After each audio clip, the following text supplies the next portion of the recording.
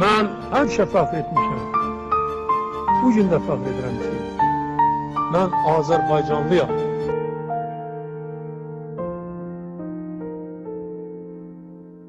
Bu halkın qəlbində yanan bir çıraq, sən saldın ellərə daim sən sorar.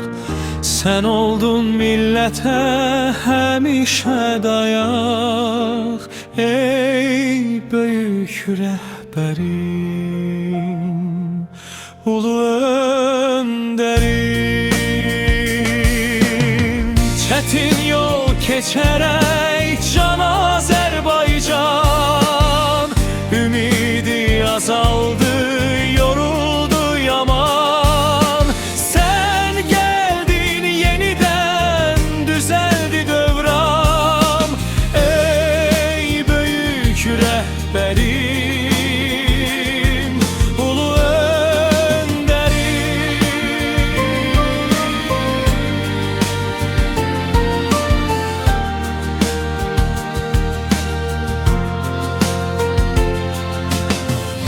sözün bir məktəbdir, yolun bir örnək. Gəlişin gətirdi bizə gələcək.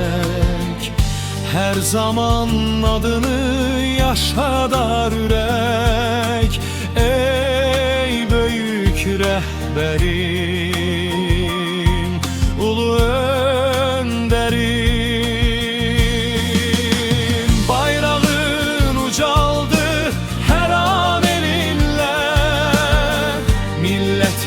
Güc aldı xoş nəfəsinlə, tarix davam edir yenə səninlə, ey böyük rəhbərim,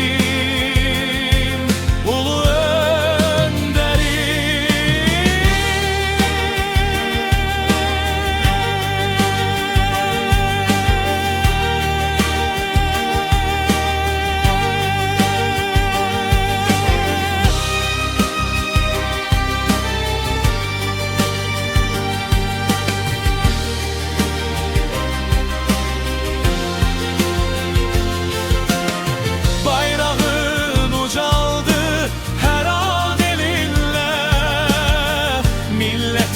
güc aldı xoş nəfəsinlə, tarix davam edir yenə səninlə, ey böyük rəhbərim.